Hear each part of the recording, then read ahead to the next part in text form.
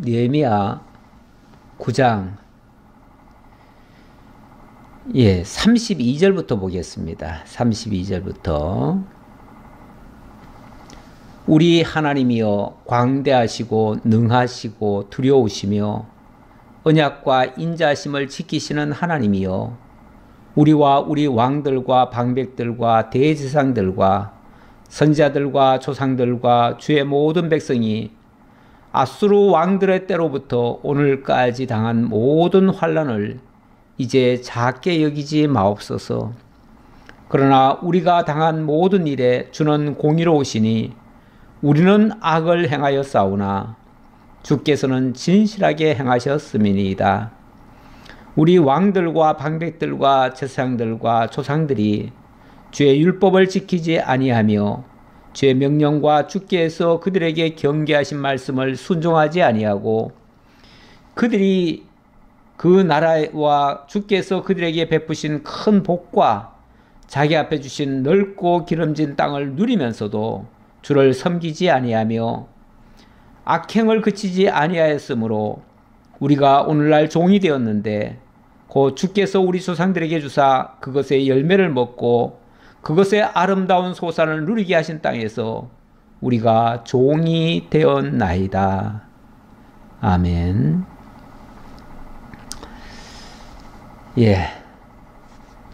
32절부터 백성들이 율법 어긴 것을 회개하면서 그 언약을 다시 지키기로 새롭게 언약을 맺는 그런 장면이 되겠습니다. 지난주 8장에서부터 성각을 마무리한 다음에 하나님의 말씀 선포가 있었죠. 에스라를 통해서 말씀을 선포했죠. 일주일간 집중적으로 말씀을 선포하고 나니까 초막절을 지내면서 일주일 동안 하나님의 말씀으로 강론을 하니까 모든 백성들이 죄를 자복을 했습니다. 그리고 하나님의 은혜를 회고하면서 하나님을 찬양을 했지요. 정말 말씀을 듣는 자들은 어찌할꼬 하면서 회개를 했고요. 그리고 하나님의 그 은혜에 대한 구원과 찬송을 하는 그런 모습, 그게 바로 믿음의 모습입니다. 믿는 자의 모습이죠. 당연히 전부 다 이랬으면 좋겠지만 일부는 듣지 않는 자들도 있었죠. 듣지 않는 자들은 하나님의 말씀을 거부하고 대적해서 결국은 하나님의 언약에 참여하지 못하는 거죠. 그래서 언약을 다시 세운다고 하는 것은 언약이라고 하는 것이 자꾸 새롭게 세워지는 것이 아니고 기왕 하나님께서 세우신 것이 그게 남들과의 언약이 아니라 바로 나와의 언약으로 새롭게 맺는 거죠. 그런 면에서 오늘날 우리들도 하나님과의 언약을 새롭게 맺는 것과 다름이 없습니다. 이미 하나님은 과거에 다 언약하셨잖아요. 그런데 그거는 이미 오래전 이야기고 어쩌면 나와는 무관하다고 볼 수도 있잖아요. 근데 그 말씀이 오늘 내게 깨달아지고 내가 그 말씀대로 살겠다고 하는 결심을 하고 그리고 그 말씀을 내 속에 간직하고 있다면 내가 하나님과 다시 언약을 맺은 거죠. 옛날 믿음의 조상들이 맺은 언약과 상관없이 내가 그 언약의 당사자가 되어서 하나님과 그 언약을 맺은 것과 같다 그 말이죠. 그런 면에서 언약을 다시 세운 것이다. 그렇게 보시면 되겠고요. 당연히 언약을 새로 맺는다고 하는 것은 철저하게 자기 회개부터 나와야지요. 자기의 잘못이 무엇인가를 깨닫는 자가 회개할 수 있는 것이고 그 회개한 자가 진정으로 하나님의 그 구원과 은혜에 찬송을 할 것이고 또 하나님을 굳게 믿고 나가게 되겠지요. 그런 의미에서 32절 이하부터는 회개하며 율법을 지키기로 언약을 세우는 그런 장면이 되겠습니다.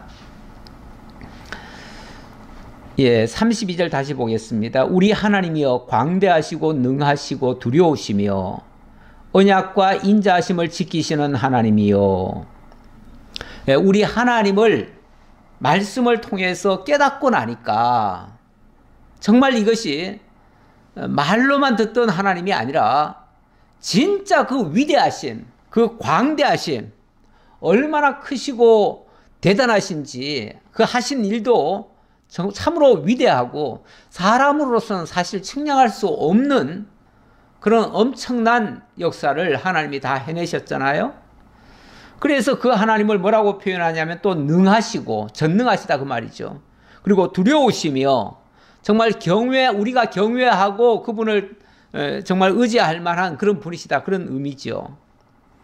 그분은 바로 언약과 인자하심을 지키시는 하나님이시다. 하나님이 언약하시고 사랑으로 그 모든 언약을 지켜주시는 분이시다. 사실 하나님이 언약을 하셨다고 하지만 하나님은 전능하시니까 당연히 그 언약대로 지키시는 분이지만 우리 인간은 그 언약을 우리가 성실히 수행할 만한 능력이 안 되잖아요. 그러면 우리는 그 언약대로 하나님의 복에 참여할 수 있는 입장이 못 될 수도 있어요. 그런데 하나님은 당신이 신실하신 분이기 때문에, 그리고 자비하신 분이기 때문에 설령 우리에게 허물이 있고 잘못된 게 있다 할지라도 하나님의 자비하심으로, 인자하심으로 그 언약을 하나님이 지켜주신다 그 말이죠. 지난번에 시편 103편의 말씀처럼 사유하심이 주께 있는 것은 우리의 죄악을 하나님이 감찰하시면, 우리 죄대로 형벌하시면 우리는 살아남을 자가 없어요. 왜? 다 율법을 어긴 자들이니까요. 그런데 하나님이 당신의 언약을 근거로 해서 율법을 어긴 우리들을 끝까지 사랑하시고 용서하시고 그리고 새로운 살 길을 주신다 그 말이죠. 그게 사유하심이 주께 있는 거예요. 하나님이 당신의 이름을 위하여서도 우리를 용서해 주셨어요. 우리는 그 은혜를 잊고 시작하는 자들이죠. 그래서 이걸 깨닫고 나니까 하나님은 언약과 인자하심을 지키시는 하나님이다 라고 고백을 하는 거죠. 그러면서 우리와 우리 왕들과 방백들과 제사장들과 선자들과 조상들과 주의 모든 백성이 아수르 왕의 때로부터 오늘까지 당한 모든 환난을 이제 작게 여기지 마옵소서. 그렇죠. 지나온 날 그 역사 속에서 그 아수르에게 잡혀가고 바벨론에게 잡혀가고 70년간 종노릇하고 그 외에도 엄청나게 많이 시달린 부분이 있었죠. 그 이후에 하나님이 회복의 역사를 하셨지만, 물론 회복의 역사가 극적이고 놀라운 하나님의 은혜의 역사가 계속됐지만 또한 여전히 회방의 역사도 있었거든요. 그럴 때마다 하나님의 보호하심과 지켜주심이 있었다.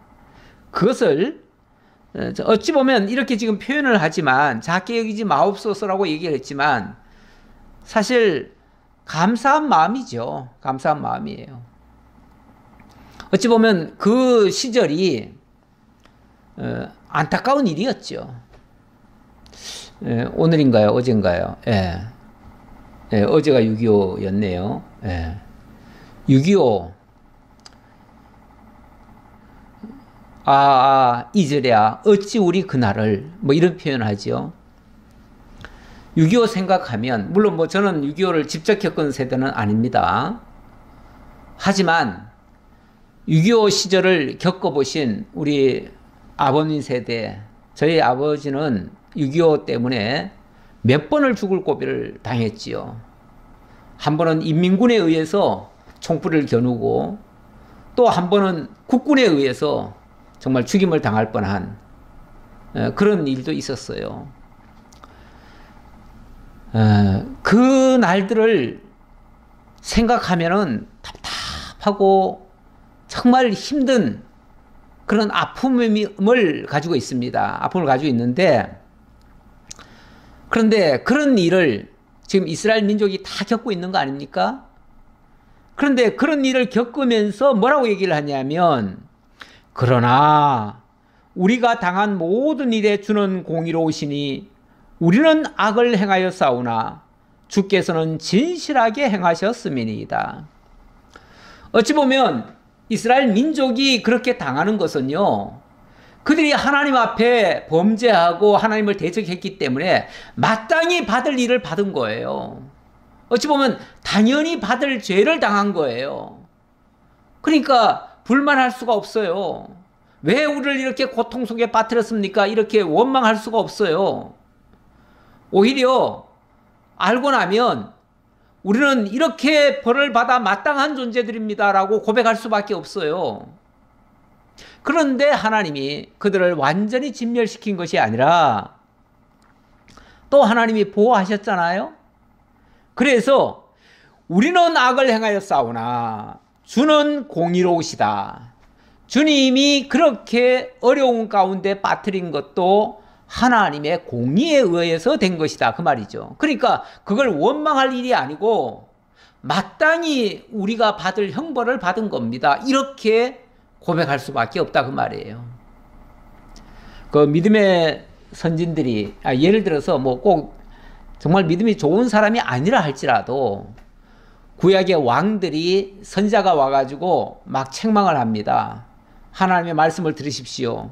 지금 당신이 하나님의 말씀을 어기고 이렇게 해가지고 하나님이 이제 바벨론이나 아수를 통해서 이제 당신의 군대를 진멸시킬 겁니다 라고 하면 그들이 물론 뭐 그 중에서 굉장히 불쾌하게 여기고 저놈 당장 죽여라 이런 사람도 있었지만, 어떤 사람들은 그나마 최소한 양심이 있는 사람은 뭐라고 그랬냐면, 주는 선하시니이다. 주의 말씀은 옳습니다, 그 말이죠. 하나님의 말씀은 공의롭고 선하십니다. 이렇게 얘기를 합니다. 그게 맞습니다.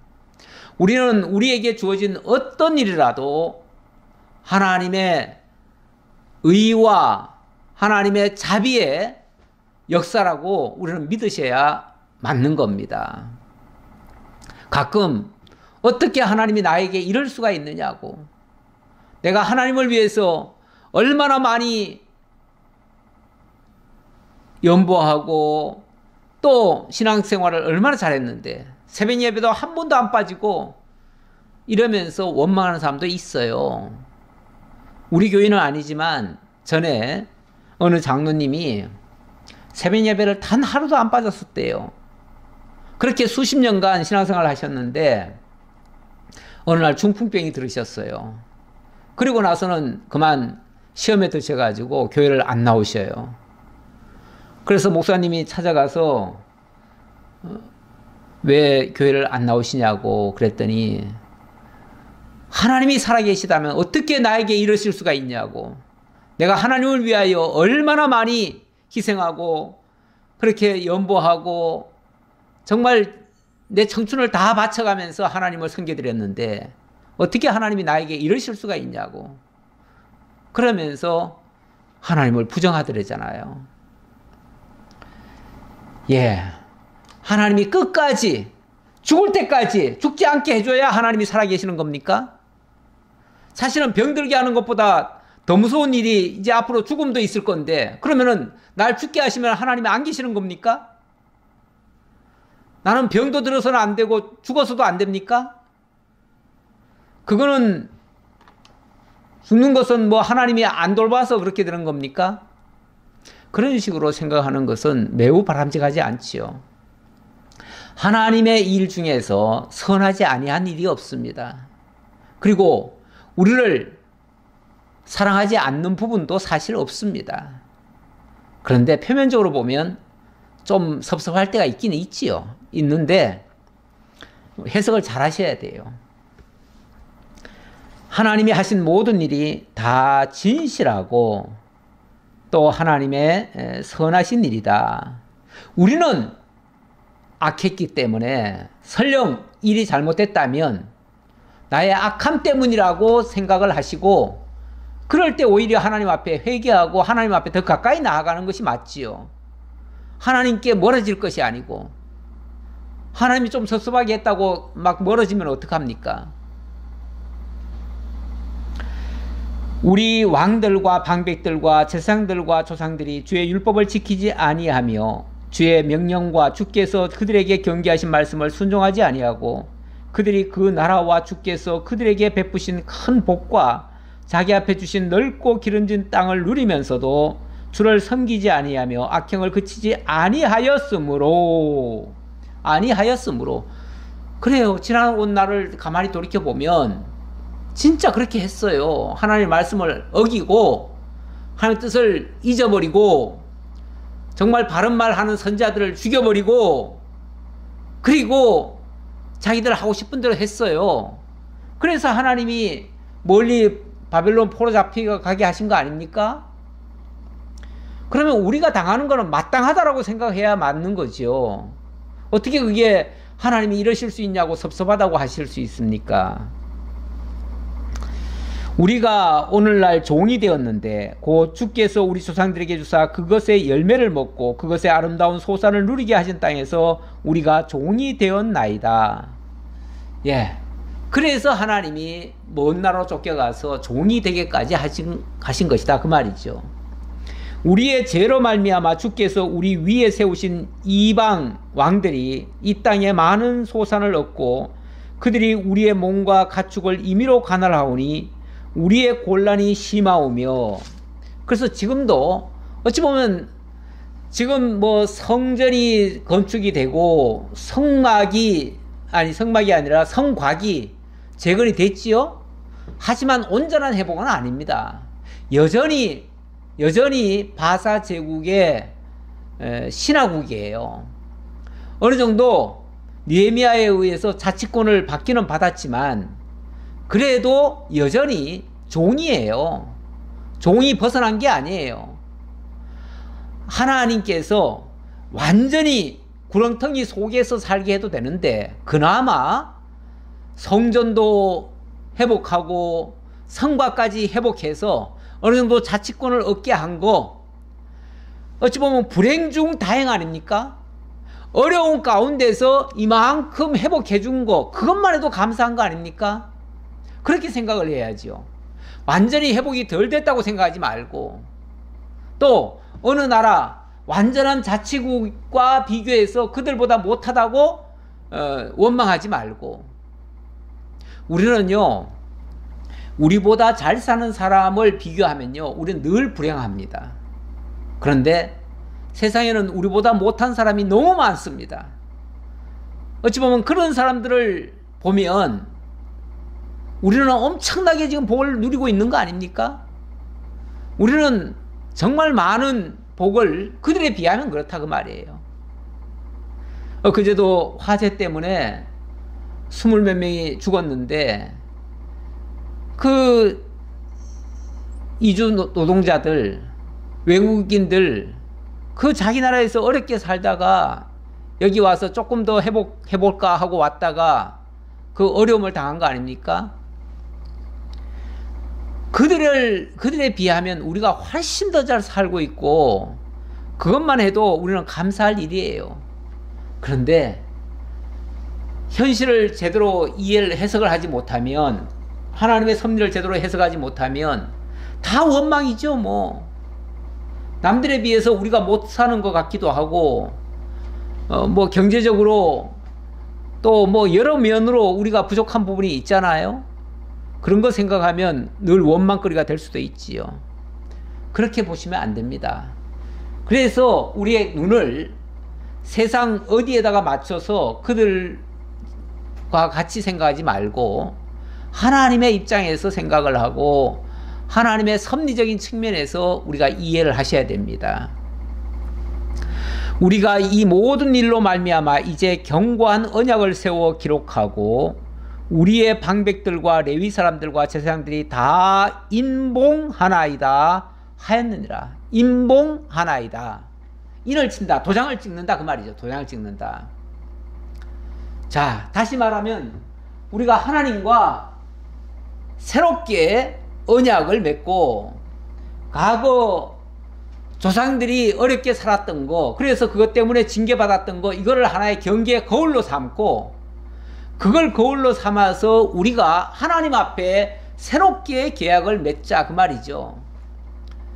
우리는 과거에 잘못된 것을 답습하는 거 되게 안 좋습니다. 그리고 실패한 사람들의 모습을 우리가 반복을 하면 안 되겠지요, 당연히. 그리고 우리는 말씀 앞에서 늘 새롭게 깨닫고, 그리고 말씀 앞에서 다시 하나님과 어찌 보면 새 언약을 맺는 것이 중요합니다. 새 언약을 맺는 것이 중요해요. 물론 여기 본문에서는 다시 언약을 맺는다고 해도 그 언약이라고 하는 것이 모세의 율법 가지고 다시 맺습니다. 하지만 오늘날 우리는 그 율법 가지고 새 언약을 맺는 건 아니죠. 왜냐하면 율법적인 새 언약을 맺어버리면 이전 사람들이 다 실패했듯이 우리도 똑같이 또 실패할 수밖에 없어요. 그래서 오늘 우리에게는 하나님께서 그 언약 말고 장차 하나님께서 새 언약을 맺게 해주겠다, 이렇게 말씀하셔요. 그래서 예레미야에 새 언약 말씀이 있어가지고 그거 한번 읽고 넘어가죠. 31장 31절인데요. 여호와의 말씀이니라. 보라, 날이 이르리니 내가 이스라엘 집과 유다 집에 새 언약을 맺으리라. 예, 때가 되면 새 언약을 맺어주겠대요. 그런데 이 새 언약은, 이 언약은 내가 그들의 조상들의 손을 잡고 애굽 땅에서 인도하여 내던 날에 맺은 것과 같지 아니할 것은 내가 그들의 남편이 되었어도 그들이 내 언약을 깨뜨렸음이라. 여호와의 말씀이니라. 하나님이 마치 남편처럼 늘 손을 잡고 옆에서 돕고 다 했지만은 그들은 결국은 하나님을 떠나버렸다. 마치 호세아서에 고멜이라고 하는 간음하는 여인을 하나님이 호세아를 통해서 얼마나 많이 용서해주고 그들을 덮어주고 다시 사랑해주고 했지 않습니까? 그런데 기어코 떠나버리잖아요. 예, 이런 모습과 같이 그들이 계속 그 율법을 못 지켰다, 그 얘기예요. 그러나 그날 후에 내가 이스라엘 집과 맺을 언약은 이러하니 곧 내가 나의 법을 그들의 속에 두며 그들의 마음에 기록하여 나는 그들의 하나님이 되고 그들은 내 백성이 될 것이라. 여호와의 말씀이니라. 그래서 하나님이 다시 이후에 맺을 언약은 과거 율법 가지고 맺지 않고 당신이 친히 우리와 함께 하시겠대요. 우리 속에 들어오시겠대요. 그리고 당신이 그냥 이 무슨 증서에 쓴 율법이 아니라 우리 마음 속에다가 아예 하나님의 그 사랑을 담아놓겠다는 거예요. 그래서 그 말씀이 깨달아지고 생각나게 하시고 이렇게 하시겠다는 거예요.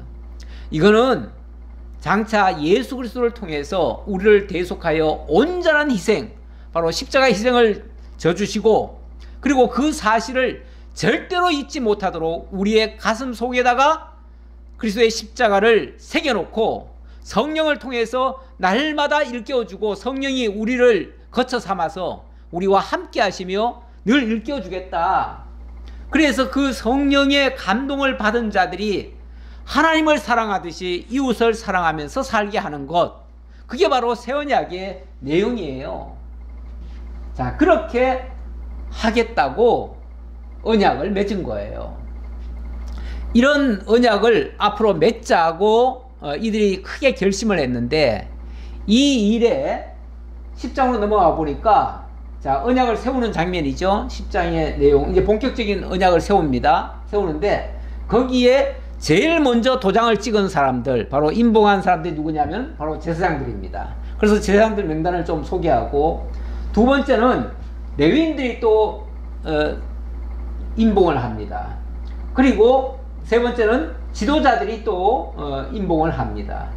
그리고 마지막에는 온 백성들이 함께 율법을 준행하기로 결심하는, 모두가 다 동참하는 그런 모습을 보여주고 있죠.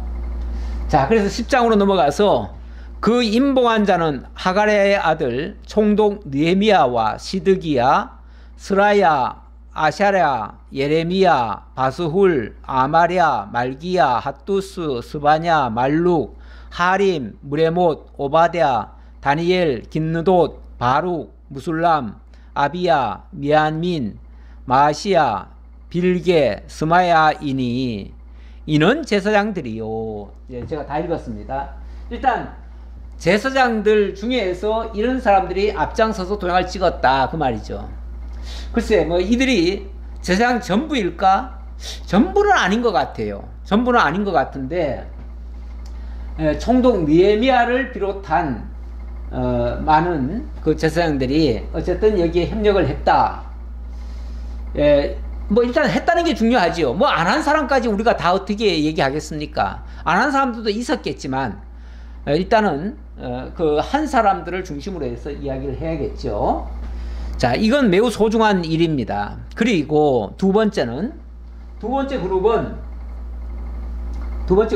레위인들입니다. 또 레위 사람 아샤냐의 아들 예수와 헤나닷의 자손 중 빈누이, 감미엘과 그의 형제 스바데아. 예, 이거는 레위인들은 좀 더 많네요. 더 많아가지고 어디까지 가냐면 13절까지 호디야, 바니, 브니누요. 예, 이렇게 해서 13절까지 그 명단을 쭉 열거를 했습니다. 열거를 하고, 자, 그 다음 뭐 이거는 다 도장 찍었다는 얘기예요. 누가 도장 찍었나 그걸 보는 건데, 세 번째 그룹은 14절부터 27절까지 여기는 어찌 보면 종교적인 제사장이나 레위인이 아니라 정치인들이라고 볼 수 있겠죠. 그들 중에서 도장을 또 찍는 사람들이 있었습니다. 14절 또 백성의 우두머리들 곧 바로스, 바한 모압, 엘람, 삿두, 바니, 그리고 쭉 열거되고요. 27절 말룩, 하림, 바나이니라. 이렇게 해서 27절까지 우두머리 중에서 한 사람들 도장을 찍었다는 것은 우리는 그렇게 살겠습니다 하고 결심한 자들이다 그 말이죠. 물론 뭐 나중에 그것을 다 지킬 수 있느냐 없느냐 그건 둘째 문제고요. 일단은 느헤미야의 이 제안에 다시 우리 언약을 맺자, 하나님과 다시 언약을 맺자, 여기에 좋습니다, 우리도 동참하겠습니다 하고 동참했다고 하는 것 자체가 중요하다 그 말이죠. 우리가 하나님의 일에도 사실 뭐 때때로 뭘 합시다 하면은 마음에 안 들 수도 있고, 그래서 아유 나는 하기 싫어요, 그래서 나는 빠질래요, 이러기가 쉽잖아요. 뭐 자기 마음에 안 들면 빠질 수도 있기는 있지요. 뭐 지금은 절대적인 뭐 그런 언약 개념은 아니기 때문에, 지금 우리가 교회 일을 하는 것 정도는 언약 개념적인 얘기는 아니기 때문에 그거야 뭐 할 수 있으면 하고 또 형편이 안 되면 못 하고 그럴 수 있지요. 하지만 가능한 함께 하는 것이 중요하지요. 그게 소중하지요. 예. 자, 일단은 같이 임봉했다는 얘기고요. 예, 오늘 말씀의 가장 중요한 부분은 요 28절부터라고 볼 수 있겠습니다. 28절부터 39절까지 여기서는 온 백성이 율법을 준행하기로 결심하는 그런 장면입니다. 예, 남은 백성들이 모두가 다 동참해서 맹세하는 내용입니다.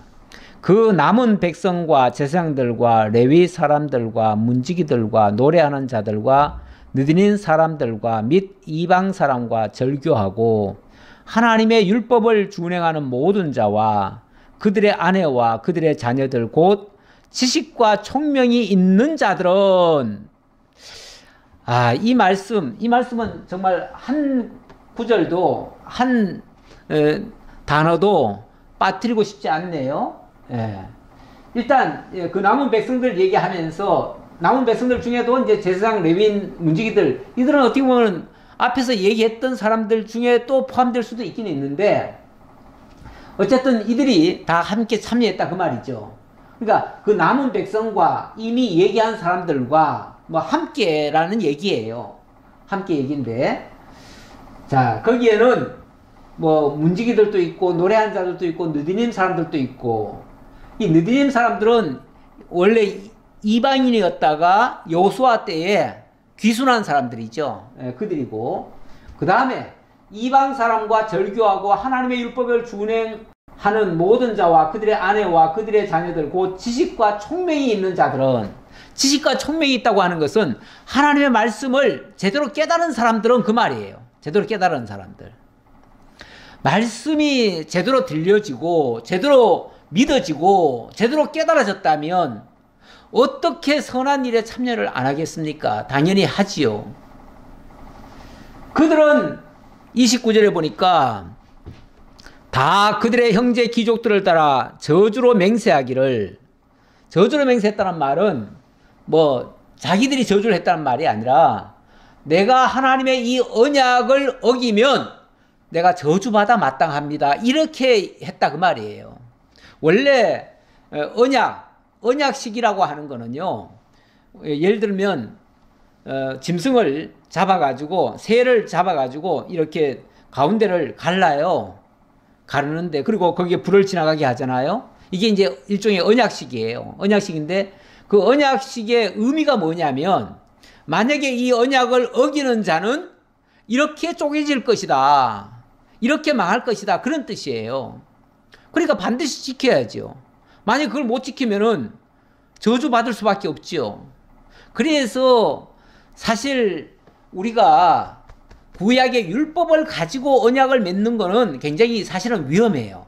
우리가 구약의 율법을, 십계명을 달달 외우면서 뭐 하나님 앞에 저는 맹세합니다, 오늘부터 십계명 다 지키겠습니다, 이렇게 맹세했다 그러면 그거는 큰일 날 수 있어요. 왜냐하면 그거 지킬 능력이 안 돼요. 지금까지 모든 인류가 그 율법 맹세했다가 다 저주받은 거 아닙니까? 그래서 우리가 그 옛 언약을 다 지키겠다고 맹세하는 것은 매우 위험해요. 하지만 아까 예레미야의 말씀처럼 새 언약, 다시 말하면 주님께서 내 안에 오시고 하나님의 말씀이 깨달아지고 믿어지게 해서 나로 하여금 하게 하는 일, 그거 하겠다는 거는 할 수 있잖아요. 하나님이 하게 하시고 깨닫게 하시면 할 수 있다 그 말이에요. 그 일은 사랑의 계명이에요. 하나님 사랑하고 이웃 사랑하는 일이에요. 그렇게 하는 것은 모르겠거니와 구약의 율법을 우리가 다시 지키겠다고 하면 안 되죠. 왜냐하면 구약의 율법이라고 하는 거는, 제가 골로새서 말씀을 적어놓은 이유는 뭐냐면, 구약의 율법이라고 하는 거는 장차 그리스도께서 이루실 것을 가리킨 것이었어요. 그래서 모든 인류가 죄와 육체의 무한죄로 말미암아 다 죽었어요. 다 죽었는데 하나님이 그와 함께 살리시고 우리의 모든 죄를 사하시고 우리를 거스리고 불리하게 하는 법조문으로 쓴 증서를 지워버렸어요. 불태워버렸어요. 그리고 제하여 버리사 십자가에 못 박으셨어요. 다시 말하면 예수 그리스도가 십자가를 지시니 그리스도 안에서 모든 율법이 다 지켜진 것처럼 돼버렸다 그 말이에요. 그래서 우리를 정죄하던 그 율법에서 우리가 노임을 받았다. 다시는 그 율법을 지키는 것이 아니라 이제는 그 율법을 지키신 그리스도를 쫓는 것이다 그 말이죠. 그래서 그리스도께서 십자가로 그들을 이기셨느니라. 그러므로 먹고 마시는 것이나 절기나 초하루나 안식일을 이유로 누구든지 너희를 비판하지 못하게 하라. 이것들은 장래일의 그림자이나 몸은 그리스도의 것이니라. 다시 말하면 구약의 율법이라고 하는 것이 그게 다 장래 것의 그림자였고 실체는 우리 주 예수 그리스도다 그 말이죠. 결국 율법이라고 하는 건 그리스도를 가리킨 것이었고 그리스도께서 그 율법을 완성하셨어요. 따라서 우리는 그 율법을 내가 직접 지키는 게 아니라 그 율법을 지키신 그리스도를 믿음으로 말미암아 의롭게 되고 마치 우리가 지킨 것처럼 되는 거예요. 그래서 감사한 일이죠. 자, 그 얘기를 기억하시면서 이들이 맹세한 것을 보셔야 돼요. 예. 자, 29절 더 읽었나요?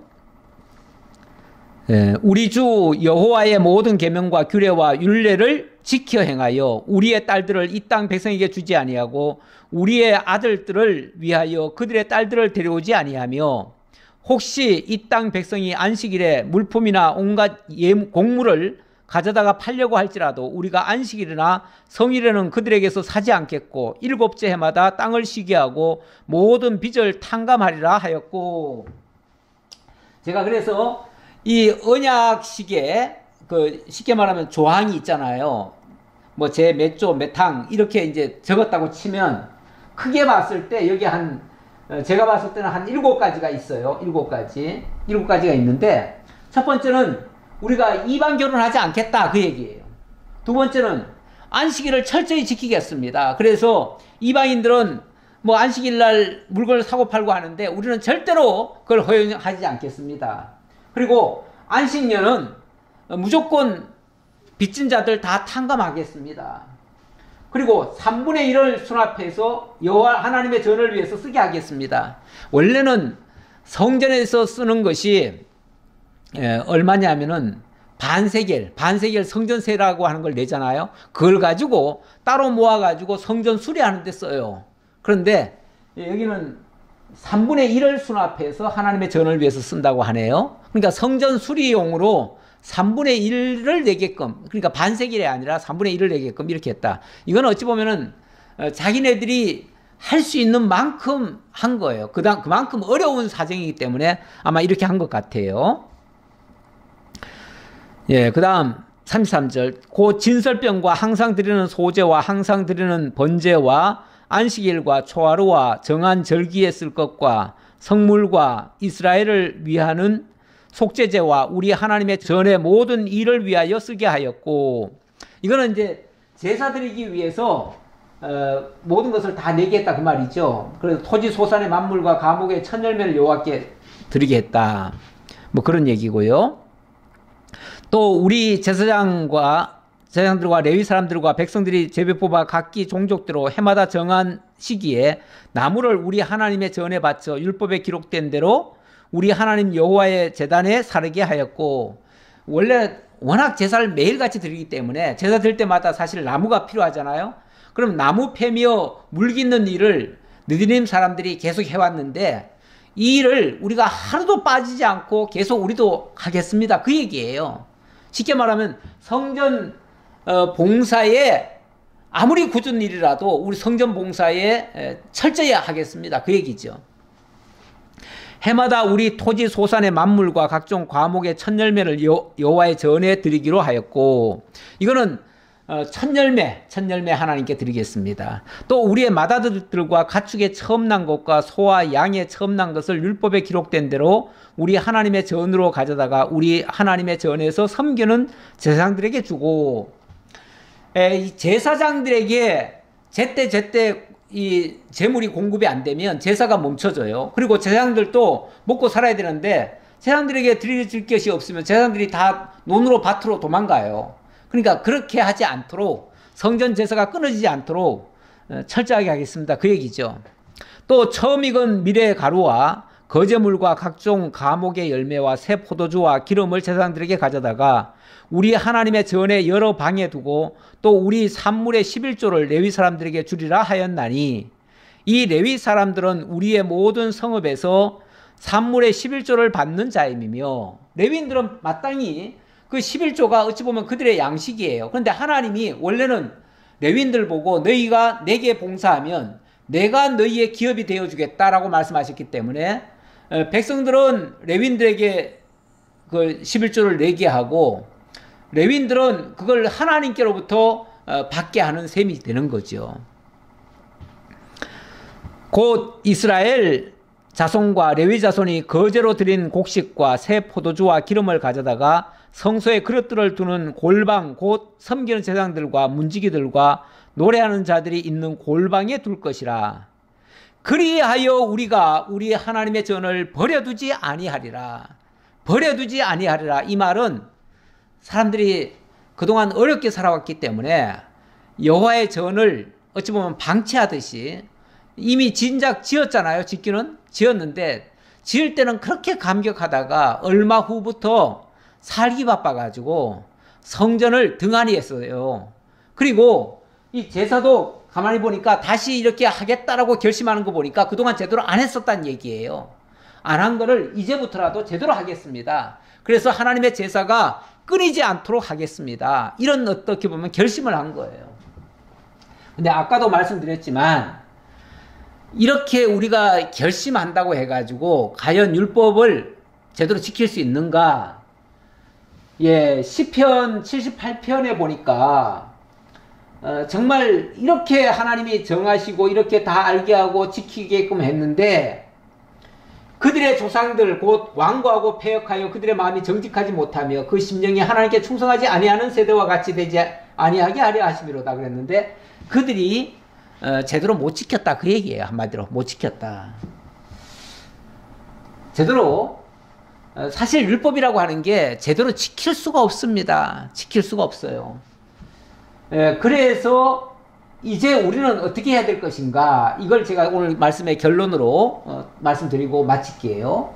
로마서 10장 2절에 보니까 내가 증언하노니 그들이 하나님께 열심히 있으나 올바른 지식을 따른 것이 아니니라.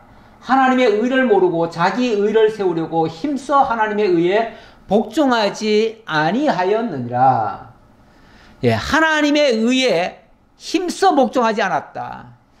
사실 하나님께 대한 열심은 있으나 사실 구약시대 때 또는 유대인들의 열심이라고 하는 건요 우리들하고는 비교가 안 됩니다. 그들은 아예 기본적으로 열심은 있어요. 특히 율법에 대한 열심은 있어요. 그런데 열심은 한다고 하는데 결론은 율법을 항상 어겼어요. 그 말은 어떤 전통이나 이런 것들은 잘 따랐는데 지식에 의한 하나님을 제대로 깨달은 그런 행동이 아니었다 그 말이에요.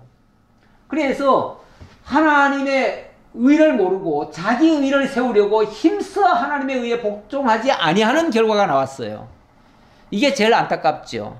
어떤 사람이 열심은 냅니다. 열심은 내는데 결과적으로 하나님의 뜻을 어긴 결과가 나왔다면 그 열심은 헛열심이죠.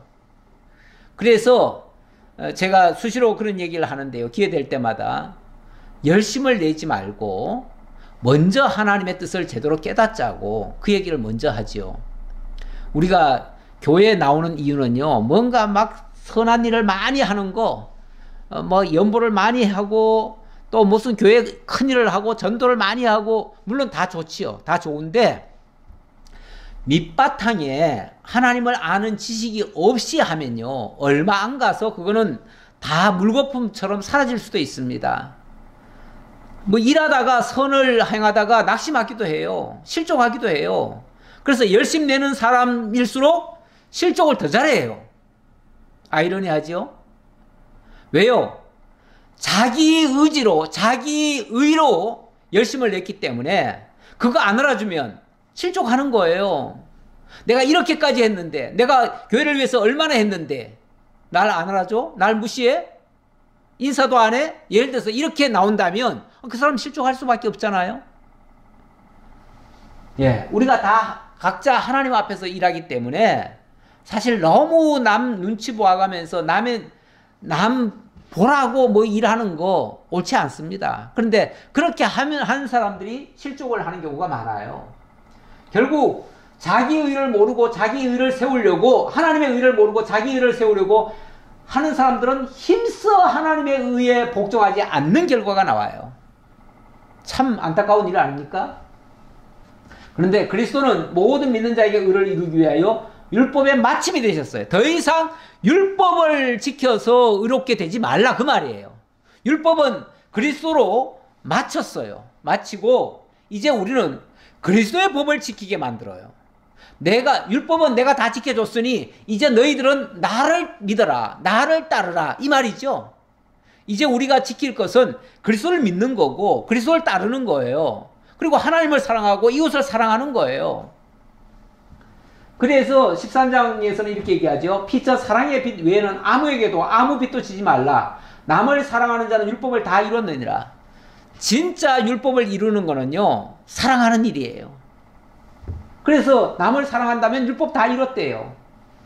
간음하지 말라, 살인하지 말라, 도둑질하지 말라, 탐내지 말라 한 것과 그 외에 다른 계명이 있을지라도 계명이야 많지요. 613가지라는데 그런 것 중에 내 이웃을 내 자신과 같이 사랑하라 하신 말씀 가운데 다 들었느니라. 결국은 그 모든 율법이, 온 율법이 사랑이라고 하는 말씀 속에 다 들어있어요.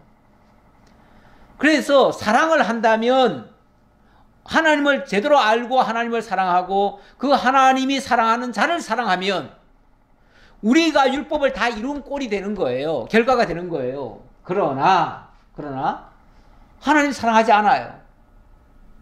그리고 이웃도 사랑하지 않아요. 그러면서 나는 율법 다 지켰다 이러면은 그 사람은 정말 바리새인들처럼 외식하는 자지요. 사랑은 이웃에게 악을 행하지 아니하나니 그러므로 사랑은 율법의 완성이라.